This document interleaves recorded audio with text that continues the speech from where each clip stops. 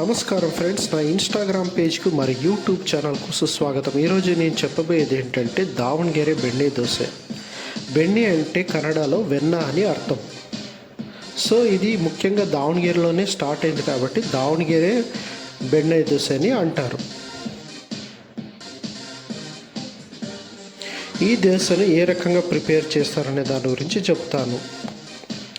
సాధారణ దోశను దానికి వెన్నని కొంచెం కలిపి మరి కొబ్బరి చట్నీతో దీన్ని ప్రిపేర్ చేస్తారు.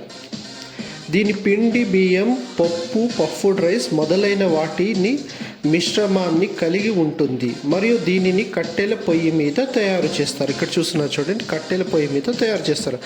దానివల్ల దీని టేస్ట్ చాలా న్యాచురల్గా ఉంటుంది, బాగా మాకు తినడానికి కూడా బాగా అనిపిస్తుంది. ఈ వెన్న దోశకి ఒక హిస్టరీ ఉంది. ఇది 1928లో స్టార్ట్ అయిందనమాట.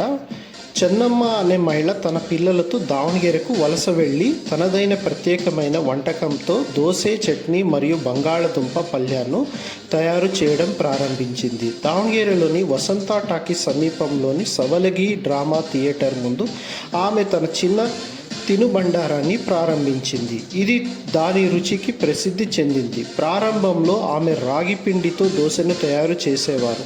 తరువాత 1938 నాటికి ఆమె పిల్లలు బియ్యం పిండి, ఉబ్బిన బియ్యం మరియు పప్పుతో దోశను తయారు చేయడం ప్రారంభించారు. ఇది చాలా త్వరగా ఫేమస్ అయ్యింది.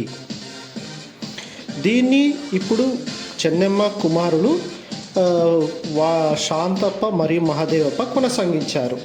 వారిద్దరు తమ సొంత హోటల్ని ఉన్నాయన్నమాట దావణಗೆರೆలో. ఇప్పుడు మీరు చూస్తున్నారు చూడండి, ఈ హోటల్ వచ్చేసి గురు కొట్టూరేశ్వర హోటల్. ఈ వీళ్ళ హోటల్ వచ్చేసి డెంటల్ కాలేజ్ మరియు ఎస్ఎస్ లేఅవుట్ బి బ్లాక్లో ఉంది.